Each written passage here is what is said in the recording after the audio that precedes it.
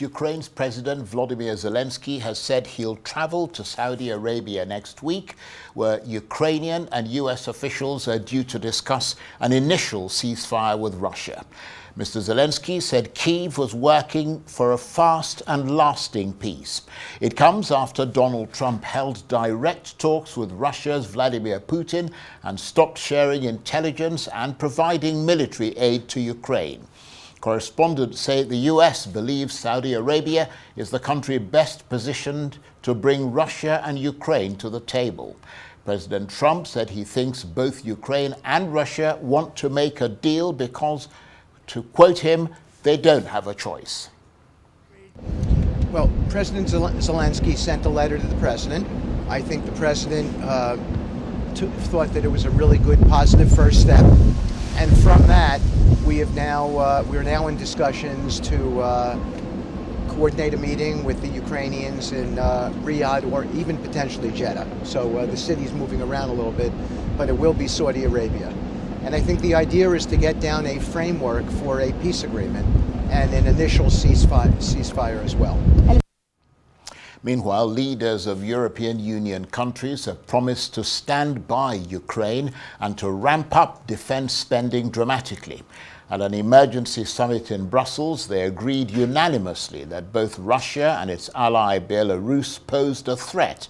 The summit came after the US president withdrew military and intelligence support for Ukraine and said he didn't see why the US should protect NATO allies that don't meet security spending targets. Some European countries that have long languished in defense spending doldrums are suddenly changing their tune and are digging deep in their pockets to future-proof continental security. The only imperial power I can see in Europe today is Russia, and it is an imperialist who seeks to rewrite history and the identity of peoples. And our desire, ours, is to be a power of peace, of balance. Ultimately, everything we do through our choices, including, by the way, arming ourselves to prevent tomorrow's war, these are choices for peace. And so I think President Putin should return to that vision. We are loyal and faithful allies. Anyone daring to doubt that should simply look at our contemporary history. It fully justifies what we have for the United States of America, what I have for its leaders, respect and friendship. And I think we are entitled to demand the same in return because our history shows that we deserve it. And that's the French President Emmanuel Macron there. Well, for more on the latest developments, I'm joined now on the line from London by the international affairs analyst, Dr. Marek Laskiewicz. Good to see you, Dr. Laskiewicz. So President Zelensky due to travel to Saudi Arabia next week, where Ukrainian and US officials are due to discuss an initial ceasefire with Russia. The US, of course, has already held direct talks with Moscow. What's your perspective on all that? Well, it's good news they're going to meet. It's good news that they're talking. It's good news that something's happening to try and resolve the war. But we are a fair way away from actually anything concrete. We don't know what Donald Trump has in mind. We don't know what Russia has in mind, apart from conquering the whole of Ukraine. We don't know what Ukraine has in mind, apart from ridding the Russians of all occupied territories. And so these talks will be very useful to see if there's any possibility of any common ground. What we do know is that Donald Trump has stated that Ukraine should cede territory to Russia. He didn't say what, he didn't say how much. This approach, if it is followed through, is not the correct one because it will give a victory to Russia. The correct term would be rather compromise. However, what is also interesting is that Donald Trump is minded to impose some sort of sanctions on Russia all of a sudden. So the situation is very much in the air, but on the whole, good news.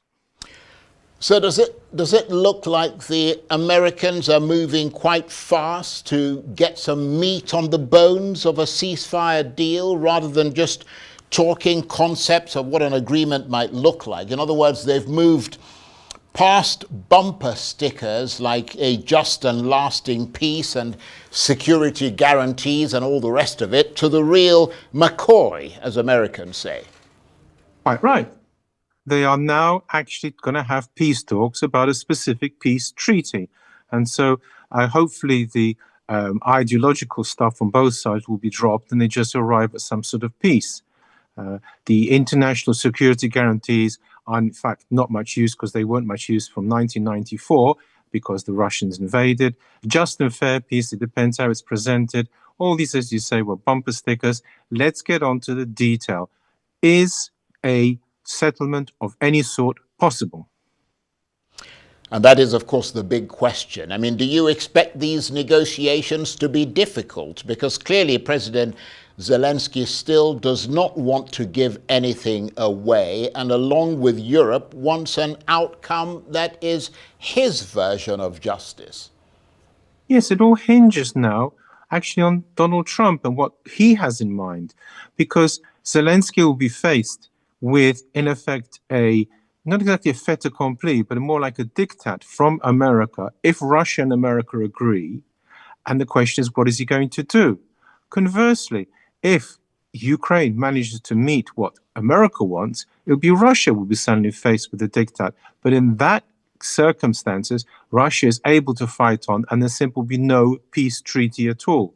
So what is happening now is, the mystery is quite what President Donald Trump's going to do. I think from everything I can see is that he's not going to keep his options open until the actual negotiations start. But he almost certainly has something in mind, because he did talk previously about there being territorial changes. And for many Europeans, I mean, it seems like the onus is being placed constantly on Ukraine. But, I mean, what concessions do you think Russia should make? Or is the lens Mr. Trump is using focused on who has the dominant power position? And in this instance, it is, of course, unequivocally Russia. Exactly. There are 3 points to note. Russia is winning, does not have to have a peace agreement. It can carry on like this. Secondly, it is quite true there's a possibility of Russia winning here, in which case it will carry on, because as I said in my books, most recent one in Polish, that there's still a possibility of World War III, and we are moving towards it, especially if the peace treaty is presented as a cessions by Ukraine to Russia.